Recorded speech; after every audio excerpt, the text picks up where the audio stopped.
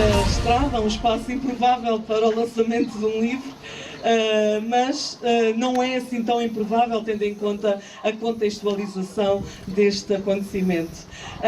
Sejam então bem-vindos a esta tarde ao lançamento do livro de Ricardo Hipólito, mais um livro que aborda a história local e que pretende assim juntar ao acervo documental da Alpiarça, mais um importante estudo sobre neste caso, as praças de Jorna, e o título do livro é A Praça de Jorna, Saga do Trabalho e da Dignidade.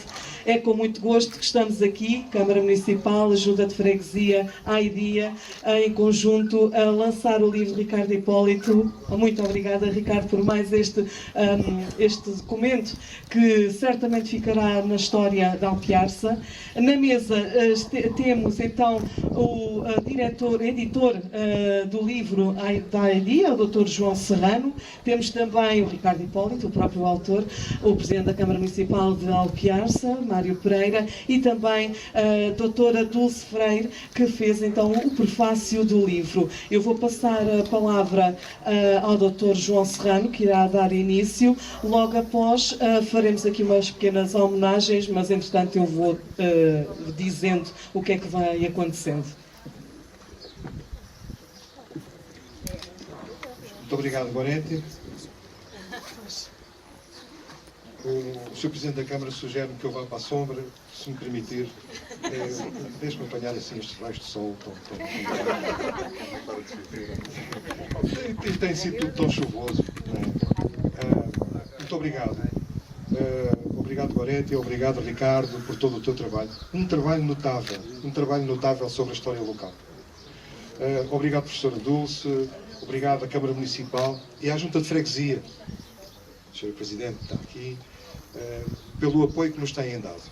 A nossa associação tem publicado a partir de orçamentos zero. Ou seja, a gente nunca tem dinheiro. Mas temos ideias e vontade de trabalhar. E temos conseguido os nossos objetivos, passo a passo. Hoje estamos aqui, e queria saudar a todos vós, estamos aqui para apresentar este trabalho notável do engenheiro Ricardo Hipólito sobre a Praça de Jorna em Alpiarça. A Praça de Jorna dos homens, a Praça de Jorna das mulheres. E faço esta distinção por uma coincidência que nos aconteceu a semana passada. E passo a explicar rapidamente.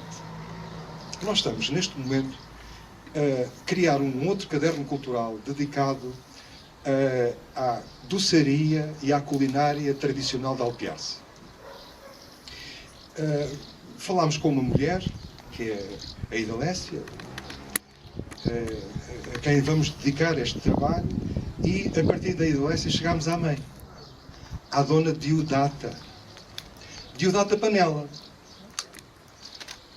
E aquilo que ela nos dizia a propósito da doçaria e da culinária despertou-nos o interesse. Tanto interesse que chegámos à conclusão de que o mundo é pequeno, que não há coincidências. De tal maneira que lhe pedimos para ela estar hoje aqui. Ela está cá. Teve um casamento, mas teve-me a dizer: "Oh João, pai, eu tive que... mas estou aqui." Gostava de lhes transmitir e de ler uma pequena passagem da entrevista que lhe fizemos. E que já transcrevemos e que certamente vai ficar no livro. É muito rápido. Dizia a dona Diodata, a propósito de um acontecimento da era de 1950. O ano de 1950, que para a dona Diodata é a era de 1950. Passa a ler. Depois havia uma rapariga, que era a Maria Adelaide Goela, mulher do Zaragata, e que começou a gritar-nos para não irmos para a monda do arroz por menos de 20 escudos. Ela gritou: "A gente não vai por menos." E era muito bem ouvido por todos. Quando ela assim gritou, os homens vieram a correr para ver o que se passava. E a guarda, ao ver que o povo estava a correr, veio atrás. Foi uma confusão. Os homens fugiram e as mulheres fugiram e eu fiquei ali agarrado àquela porta onde morava o João de Lisboa, junto àquilo onde está agora a Mepral, e foi aí que eu fiquei, sozinha, porque as pernas não me levavam para lado nenhum. Foi então que ouvi tiros e foi aí que o Alfredo da Horta morreu. Ele estava ali a assistir, sozinho, estava a comer bebidas e quando ouviu tiros espreitou para ver o que era.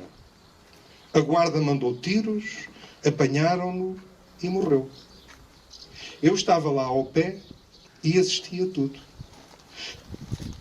Não me apanharam a mim porque não calhou. Fiquei tão revoltada que disse na altura o que pensava e que não me importava nada de ser presa também.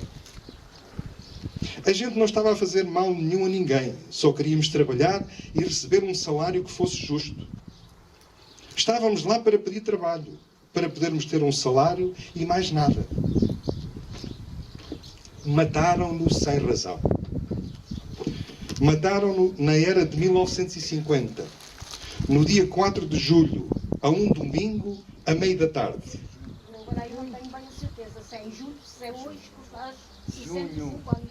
É junho, acho que é 4. É 4 de junho. A dona Diodata está a dizer que não tem bem certeza, mas agora pensa que terá sido a 4 de junho da era de 1950. A um domingo, à meia da tarde. Lembro-me destas datas e de tudo como se fosse hoje. Diz a dona Diodata que ficou tudo na memória. E estes livros que estamos a publicar são livros que resgatam a memória, que trazem a memória das pessoas até nós, para afinal percebermos que tudo está ligado e que não estamos aqui por acaso. Não vale a pena fazer grandes discursos, porque nós sabemos que estamos num local que é um local histórico, do ponto de vista das lutas sociais, dos camponeses e do operariado agrícola no nosso país e também na Península Ibérica, porque nós sabemos que, por exemplo, na zona de Talavera de la Reina, nas grandes planícies espanholas, que conjuntamente com o Ribatejo constituíam a antiga Lusitânia, este tipo de trabalhos de recolha de memórias também está a ser feito. Vale a pena estarmos aqui para termos a noção, termos a ideia de que vale a pena continuar com este tipo de trabalho. Eu daria a palavra, neste momento, à pessoa que se segue, porque há de certeza tanto para dizer, há de certeza tanto para recordar. Muito obrigado.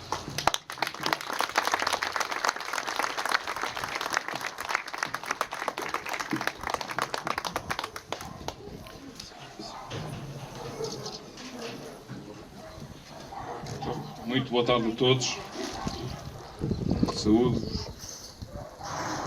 Especialmente aos irmãos de Alfredo Lima, os sobrinhos aqui presentes, os meus colegas da mesa, o Ricardo Hipólito, autor deste caderno, João Serrano, da IDEA, editor, que tem realizado um trabalho fundamental na recuperação da nossa memória enquanto povo, enquanto comunidade, a doutora Dulce Freire, do Instituto de Ciências Sociais da Universidade de Lisboa, que também, desde há vários anos, tem um interesse especial pelas questões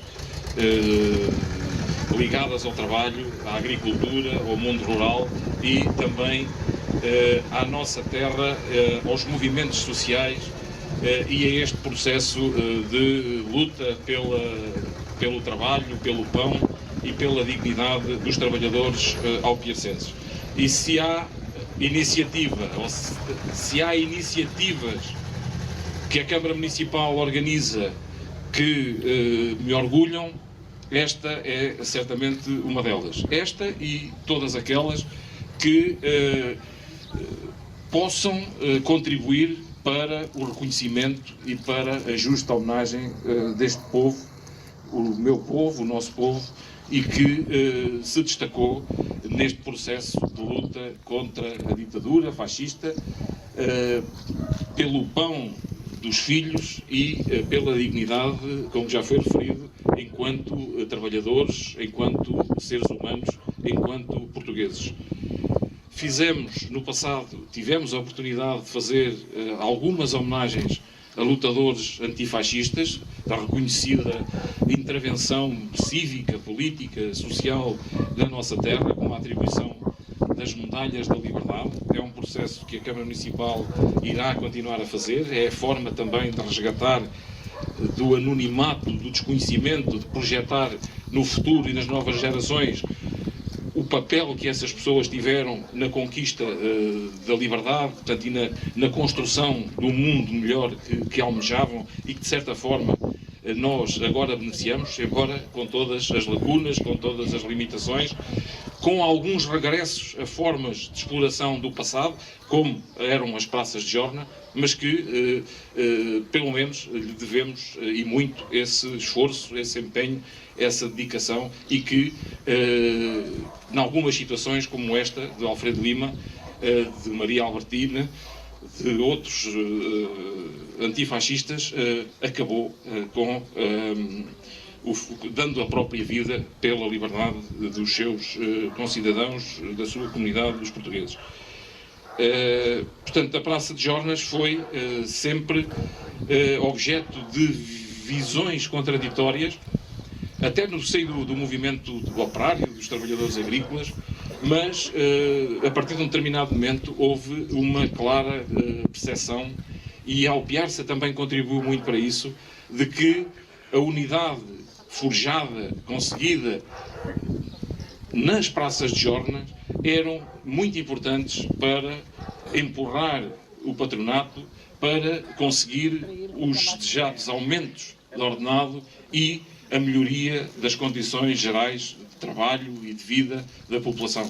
E por isso mesmo houve uma aposta muito grande por parte da força política que enquadrava a luta política pela liberdade e pela democracia, o Partido Comunista Português, para que aí fosse testada essa força da população, a força dos trabalhadores e, claro, isto motivou ao longo dos anos lutas constantes, conflitos constantes e motivou situações mais extremas como esta que nós hoje aqui neste 4 de junho assinalamos. Portanto, passam hoje 66 anos sobre o assassinato de Alfredo Lima, ali naquela parede onde também vamos ter a oportunidade de cerrar uma lápide alusiva a esse acontecimento trágico, mas profundamente enriquecedor da nossa consciência, da consciência dos alpiacenses da altura e das futuras gerações. Portanto, esta própria opção da Câmara Municipal, depois de uma proposta do Ricardo Hipólito, para que fôssemos assinalando alguns espaços do Conselho onde se deram eventos relevantes da nossa história coletiva, foi agarrado pela Câmara Municipal, como referi, e consta do projeto que também hoje arranca ruas e casas com história. Portanto, começamos com as praças de Jorna, com este espaço aqui, ali ao lado, no Largo Vasco da Gama, portanto, a Praça Velha, com também a colocação de uma outra placa. Ali atrás do mercado, onde também funcionava a Praça de Jornas, a Praça das Mulheres, e junto ao Jardim Municipal, onde também, no início do século XX, funcionou, e numa fase inicial, a primeira Praça de Jornas que temos conhecimento. Vamos continuar também este processo, procurando assinalar, como referi, espaços, acontecimentos, casas, por onde passou todo este historial de resistência a formas opressivas e que, de facto, impossibilitavam a conquista de um direito fundamental à dignidade, ao trabalho e ao trabalho com direitos.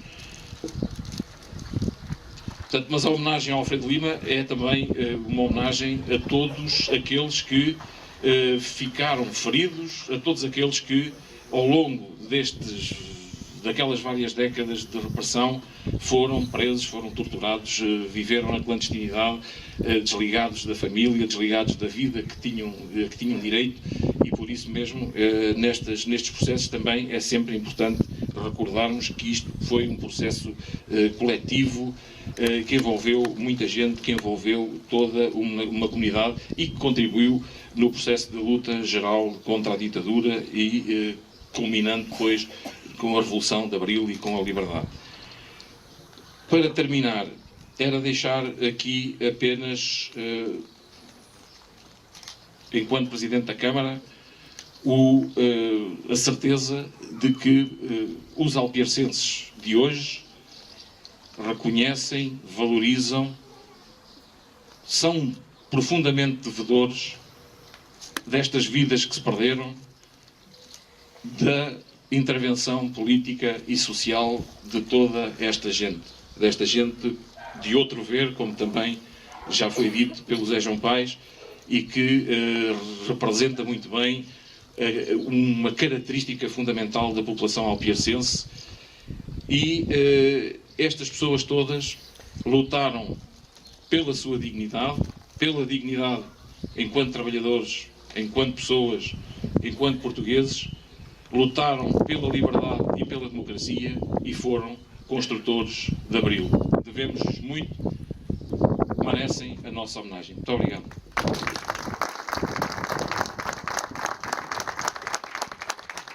Passava a palavra à professora Dulce Freire. Muito obrigada. Antes de mais, quero agradecer esta iniciativa, quero agradecer ao autor, ao editor, aos patrocinadores que tornaram possível a publicação deste livro, que tornaram possível a publicação de livros anteriores e que outros que virão, e outros projetos que virão, tenho a certeza. E quero agradecer como cidadã, como historiadora, porque me parece que, e se calhar é por isso que eu sou historiadora, e foi uma decisão que se tornou muito clara para mim, muito nova, com 16, 17 anos, e portanto sou historiadora por convicção, e provavelmente a convicção, penso agora, que já sou mais crescida, bastante mais crescida, que era a percepção de que a história que nos contavam, a história que nos foi ensinada na escola e que nós ouvíamos, não contava com a maior parte das pessoas que a fizeram. E a maior parte das pessoas que a fizeram somos nós, somos todos os que estão aqui à minha frente, e que somos apenas uns números. Somos números na estatística, do INE agora, somos número quando somos somados juntos aos nascimentos e aos óbitos e aos casamentos, mas na verdade somos pouco mais do que somos o número das finanças, claro, mas na verdade, na maior parte dos casos, somos pouco mais do que números. Mas a verdade é que todos nós temos uma vida e temos uma experiência. E a experiência das pessoas anónimas, das pessoas que não foram ministros, que não foram secretários de Estado, que não foram reis, que não foram princesas, que não foram príncipes, muitas vezes não está nos livros de história. Mas é urgente, é muito importante que lá esteja. E para que lá estejam as histórias e as experiências de cada um, é importante que nós tenhamos consciência que as nossas experiências e que a nossa vida foi importante. E mesmo por isso é importante, hoje em dia, que é tão fácil, não é muito mais fácil do que no século XIX, ou era impossível, ou mesmo no século XV ou no século XIV, hoje é tão fácil deixar registada a nossa experiência, aquilo que nós pensamos, aquilo que sentimos. Não estou a falar do Facebook, estou a falar que é muito fácil ligarmos um gravador e colocarmos lá aquilo que vivemos. Ou como acontece a algumas pessoas que eu conheci, que infelizmente já cá não estão, aqui de Alpiarça, que escreveram a sua autobiografia. Estou a lembrar de Melquia Zabalada, que foi uma das primeiras pessoas que conheci aqui em Alpiarça, e de outras pessoas que escrevem a sua experiência. É muito importante que nós, como cidadãos e como pessoas que sabem que têm uma vida importante, que registremos a nossa experiência, e isso é muitíssimo importante para situações e para momentos como aqueles que foram vividos em Alpiarça, e para as pessoas que viveram em Alpiarça durante os anos da ditadura, porque foram momentos particularmente difíceis e dolorosos e complicados, e eu creio que se nós hoje estamos aqui todos a pensar, e estamos aqui muitos, a pensar e a refletir e a presenciar esta homenagem ao Alfredo Lima e ao estudo sobre as praças de Jorna, é porque, de facto, esta comunidade se envolveu na luta contra a ditadura, uns diretamente, e por isso muitos dos que se envolveram diretamente têm também o seu nome nos arquivos e têm os seus nomes escritos nas fichas da Polícia Política e de outras polícias, mas todos, eu acredito, e do estudo que eu desenvolvi aqui durante, já lá vão muitas décadas, já lá vão 2 décadas quase, de estudos e de análise sobre os movimentos que aconteceram em Alpiarça, eu acredito que a maior parte da população de Alpiarça direta e indiretamente se envolveu de forma consciente, muitas vezes, numa repúdio e numa luta cotidiana, às vezes muito dissimulada, que se confunde com o cotidiano, com a resistência, chamamos nós historiadores, os investigadores chamam esses movimentos de resistência, mas que também estiveram lá nos momentos de maior violência, como foi aquele que ocorreu aqui nesta zona, aqui a 4 de junho. E, portanto, é muito importante que todos nós, e que estas pessoas que eu estou aqui a ver à minha frente, algumas delas, que deixem os seus registros, que pensem que é importante que as fotografias que têm em casa, que as cartas que têm em casa, que os postais que têm em casa, que os jornais, que os recortes, podem ser importantes para preservar essa memória do que aconteceu. Porque o que aconteceu é o único, mas aquilo que é único é importante para a história e é importante para que nós, historiadores, que estamos cá aqui no século XXI, mas que deixemos também um registro, tanto quanto possível, aproximado daquilo que aconteceu, de facto, no passado.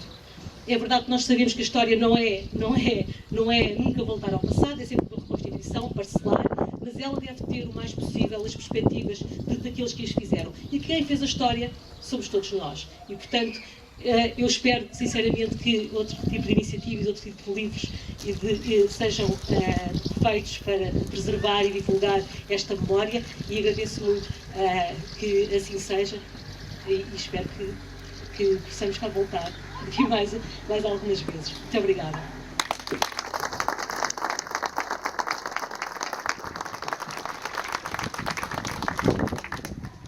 Boa tarde a todos. Vamos começar com os agradecimentos. Quero agradecer à Câmara Municipal de Alpiarça e à Junta de Freguesia que permitiram que, e vocês vão comprar também, que este livro seja editado, e também à EDIA, que é aqui um pilar fundamental.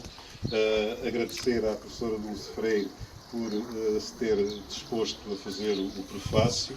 Portanto, uma pessoa que, como já viram, conhece bem Alpiarça, que esteve cá já por várias vezes e num determinado período da vida dela esteve cá bastante tempo e que conhece com algum pormenor as lutas sociais que aqui, tanto lutas sociais e políticas que aqui ocorreram.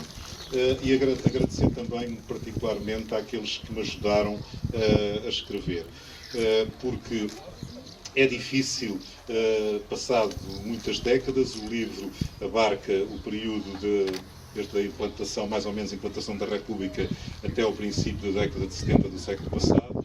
As fontes não abundam e houve pessoas que me ajudaram.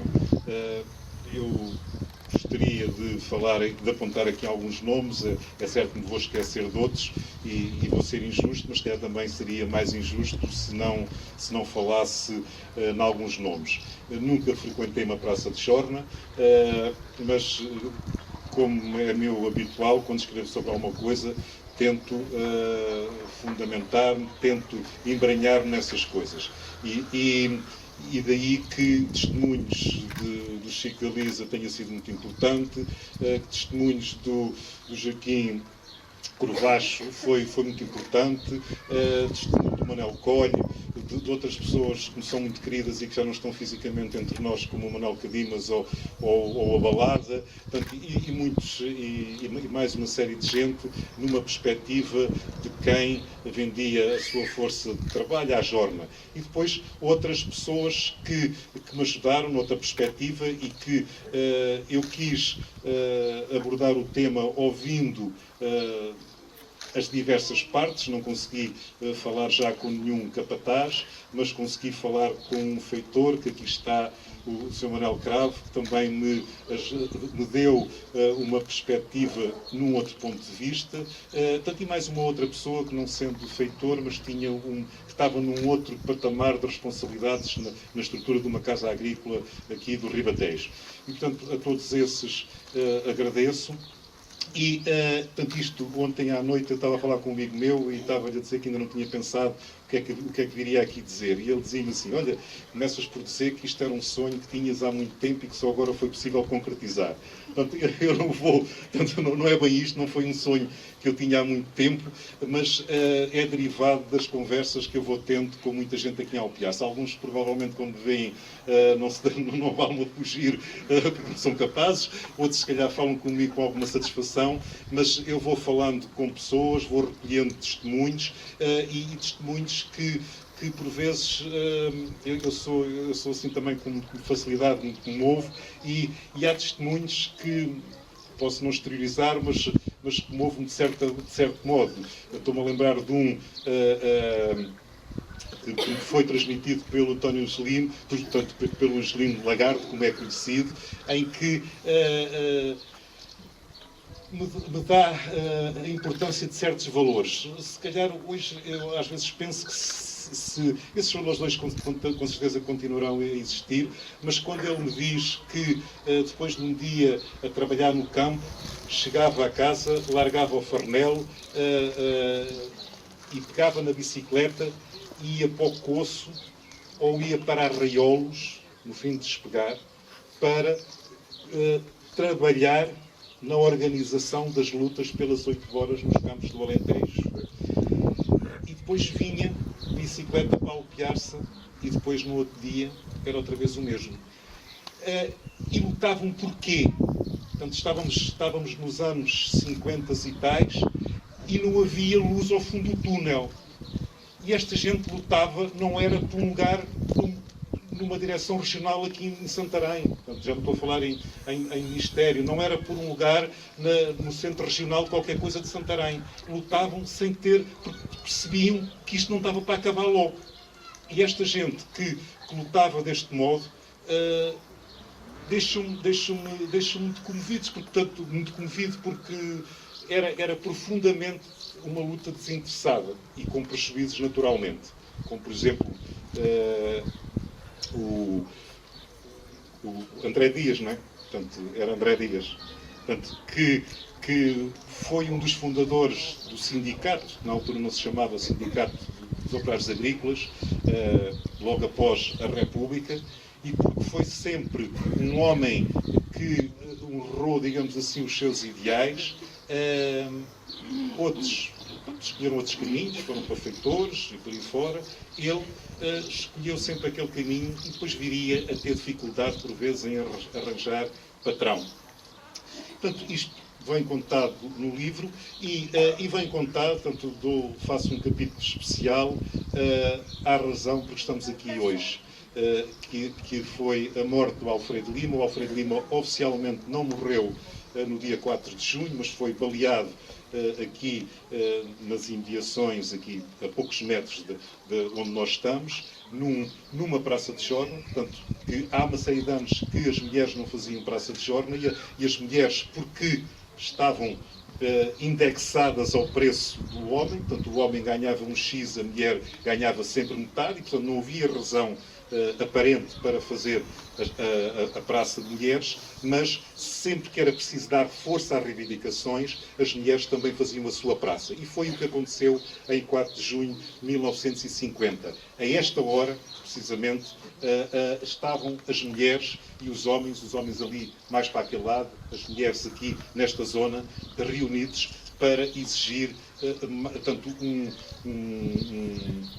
uma féria mais elevada. E é quando ocorrem os confrontos.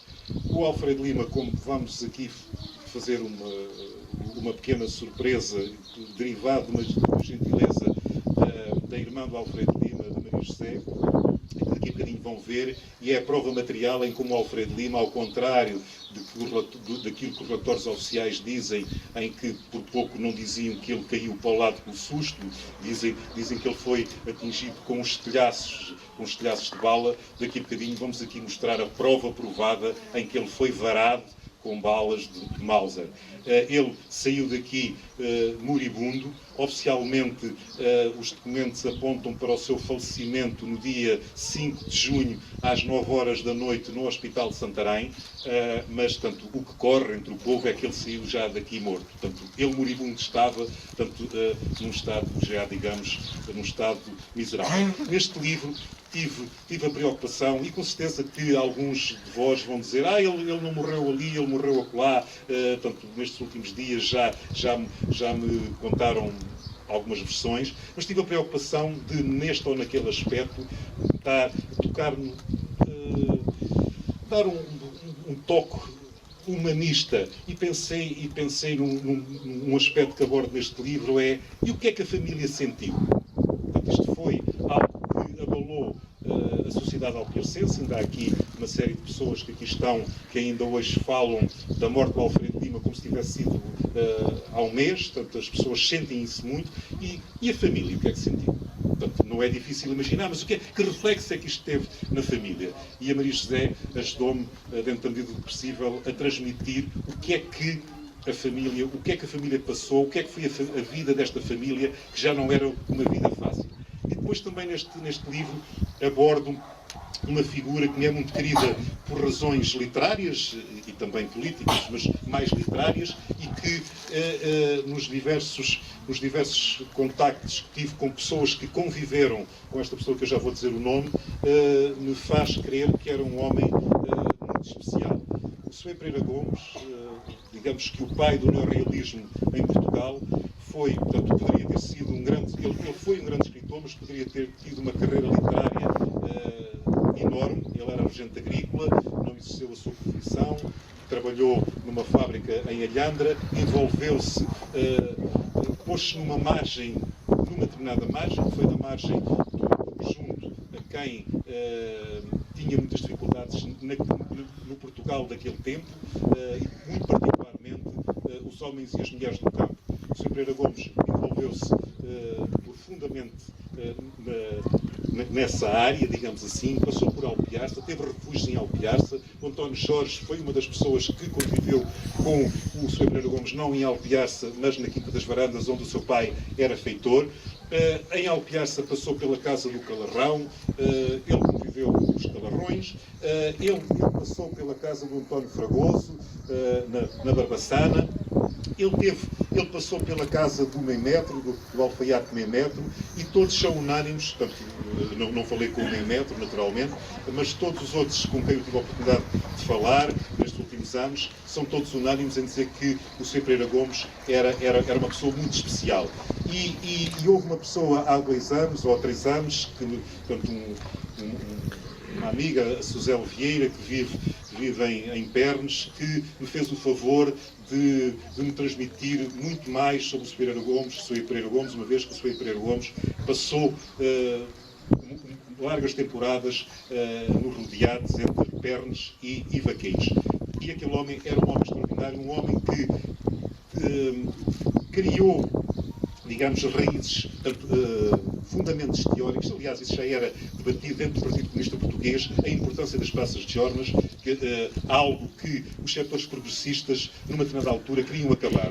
Era encarada a Praça de Jornas como um mercado de escravos, em que os homens e as mulheres iam para ali vender a sua força de trabalho. E há um setor dentro do Partido Comunista e o Sr. Pereira Gomes escreve depois não sei se pode dizer ensaio, talvez não seja um ensaio, não é um ensaio,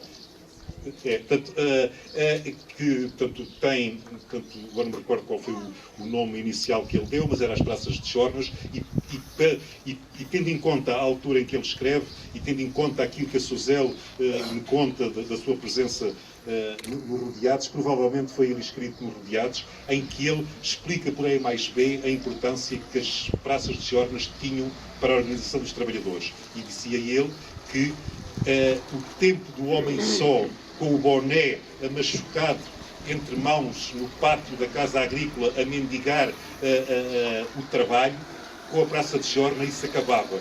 Porque os homens vinham aqui para esta praça aqui ao lado, que é este desenho que aparece na capa do livro, de um pintor chamado António Domingos, que era conhecido, era amigo e camarada do Carlos Pinhão, provavelmente, e da perspectiva que este desenho tem, provavelmente deve ter sido ali à porta onde morava o Carlos Pinhão, que ele fez ou visualizou e depois mais tarde fez este desenho. E nestas praças, os homens e as mulheres juntos exigiam melhor féria. E portanto, o célebre ditado, a união faz a força, aqui aplicava-se mais do que nunca. E, portanto, foi isto que eu pretendi, como a professora Dulce disse, por palavras mais bonitas do que as minhas, a história é feita por elites, mas não é só por elites. Nós temos história, nós fazemos parte da história e temos a mania que somos apenas figurantes. E às vezes temos a mania que nem figurantes somos. Depois limitamos apenas a ler a história dos grandes reis, as histórias à volta dos grandes monumentos. E a história também é feita por nós. E daí a importância que dou isto, todas as pessoas que escrevem nos livros, há pessoas que por uma questão de vaidade, outras porque querem transmitir os seus conhecimentos, querem partilhar os seus conhecimentos, outros querem perpetuar algo e outros querem isto tudo ao mesmo tempo. Eu quero isto tudo ao mesmo tempo, menos a parte de me sentir vaidoso por aquilo que faço. Gosto muito da minha terra, não vou dizer aqui que é um bocado assim, uma coisa usada, gasta, gosto muito das minhas gentes, não gosto muito da minha terra, e a minha terra tem pessoas, e eu gosto muito da história da Alpiarça e preocupa-me bastante, e já sinto isso. O ciclo natural da vida faz com que todos nós um dia partimos.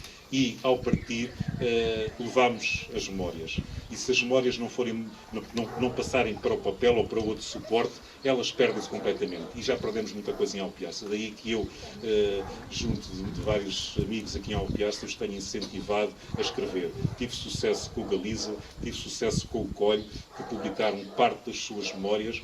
O Colho, infelizmente, a saúde não lhe permite, mas o Galiza tem continuado a escrever.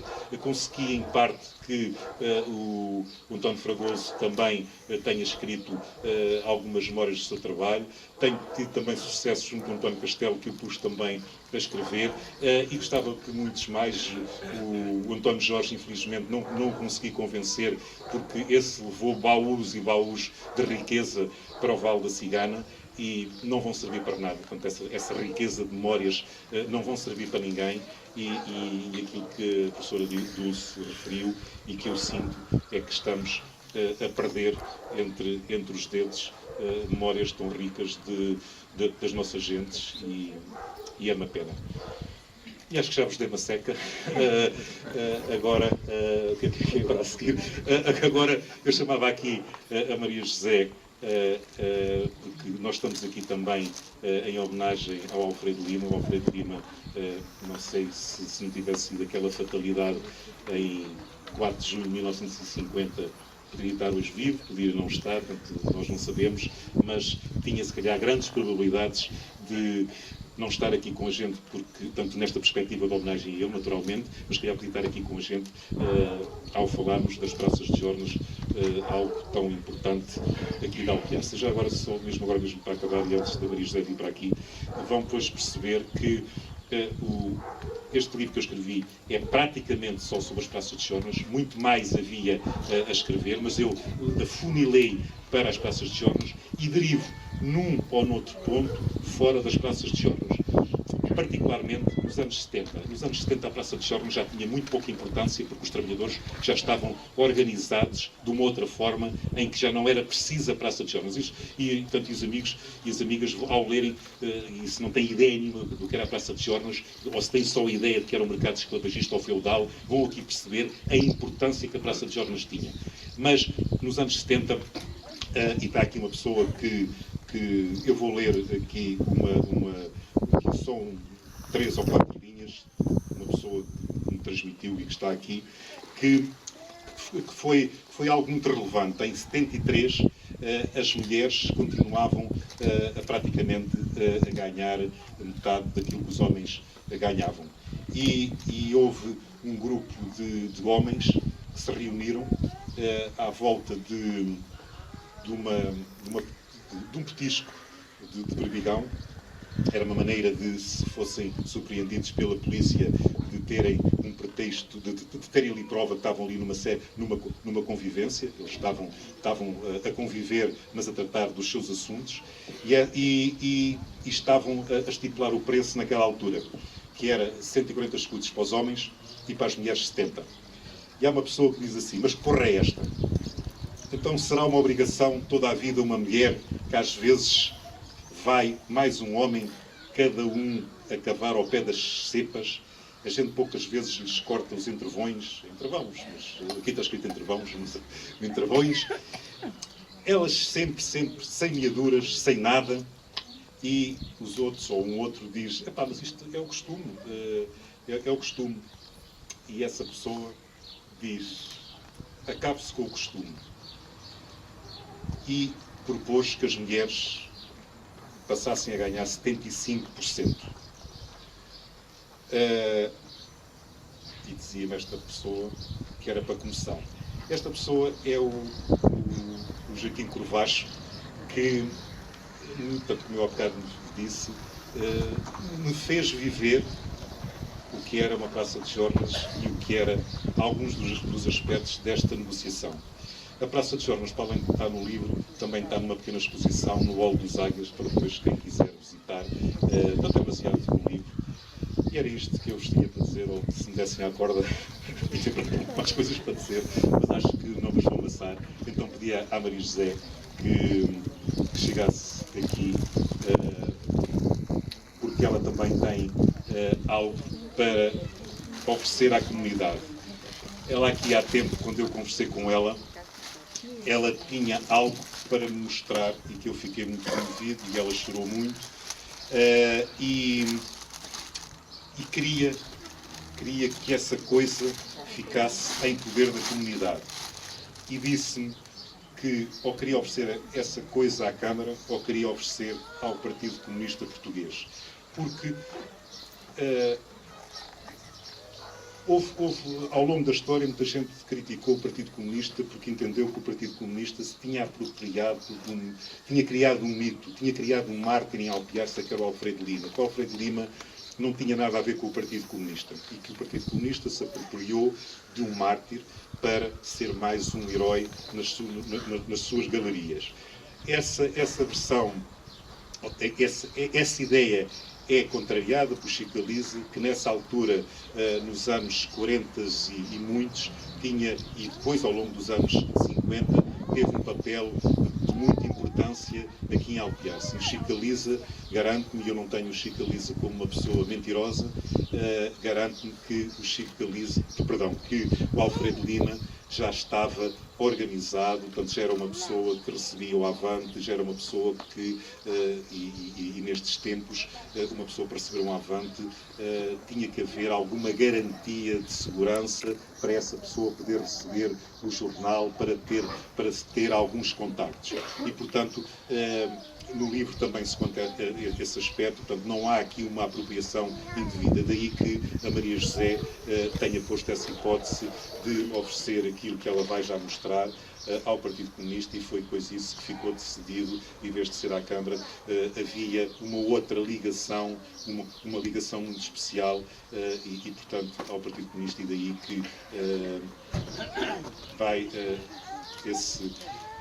uma peça, no fim de contas, uma peça que pertencia ao Alfredo Lima e que ficou religiosamente guardada desde há 66 anos para cá, primeiro na madrasta, na avó, depois na madrasta e finalmente na Maria José. Não sei se ela quer dizer alguma coisa, se quiser, faça por favor.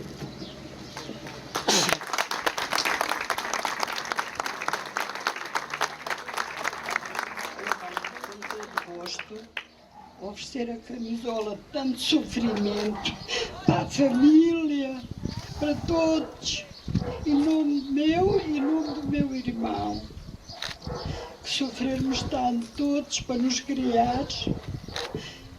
Tive que ajudar a criar o mais novo e andei sempre a lutar até hoje, meu Deus, mas não tive sorte nenhuma. irmão não chores.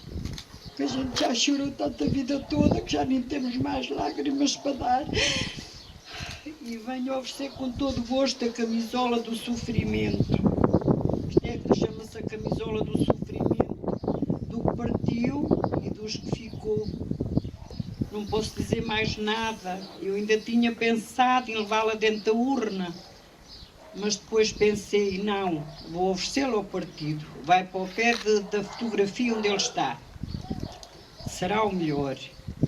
Pronto, portanto, em meu nome e teu nome, conservei sempre até hoje a camisola sempre, ó avó, a camisola do meu irmão, ó pai, a camisola do meu irmão. E até que o pai partiu, a madrinha partiu e a camisola veio parar à minha mão na mesma. E teve sempre até agora, até à hora de eu entregar. Portanto, é oferecida com todo gosto. Sou uma pessoa que guarda muitas memórias antigas e as presentes. E obrigada, não posso dizer mais nada porque não consigo mesmo.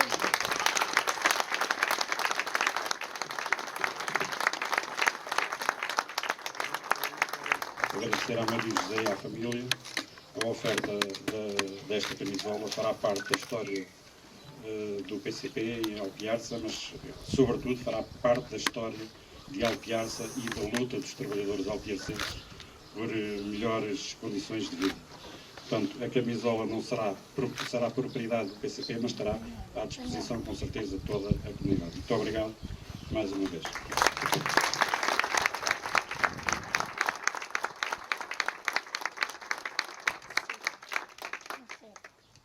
A esta hora está a minha filha a buscar-me e eu aqui. Vem a minha filha da Almada a ficar. Já agora, tanto aquilo que há bocadinho dizia, aqui vem assinaladas as marcas das balas. Esta aqui varou, portanto, mais ou menos por altura do coração, e esta aqui na zona da clavícula. Portanto, isto não são estilhaços. Qualquer pessoa que perceba um bocadinho de balística sabe que um estilhaço, tanto que a bala podia ter feito recrescente, podia vir numa trajetória direta, mas aqui, como veem, o Alfredo Lima foi varado em dois locais do seu corpo e que praticamente saiu daqui de Alpiarça já morto. Portanto, ao contrário daquilo que relatórios oficiais dizem, que foi apenas atingido por estilhaços, isto prova bem que não houve aqui. Poderia ter sido noutras partes do corpo com estilhaços, mas isto prova bem que foi muito mais do que estilhaços. Foram bárbaros e foram mentirosos, e o que é certo é que uma família ficou sem um filho, sem um irmão, e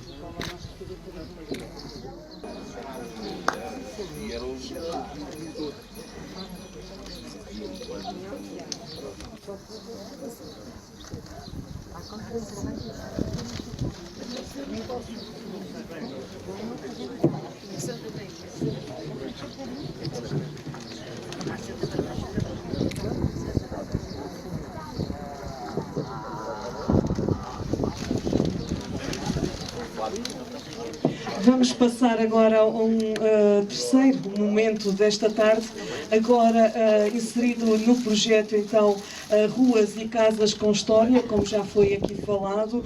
Poderão conhecer todas as placas que hoje, a partir de hoje, estarão nos seus locais, evocar as praças de Jorna. Hoje, no momento simbólico, iremos fazer a abertura, o desterramento de uma delas, que está aqui já atrás de nós, e que homenageia claramente então este grande senhor Alfredo Lima.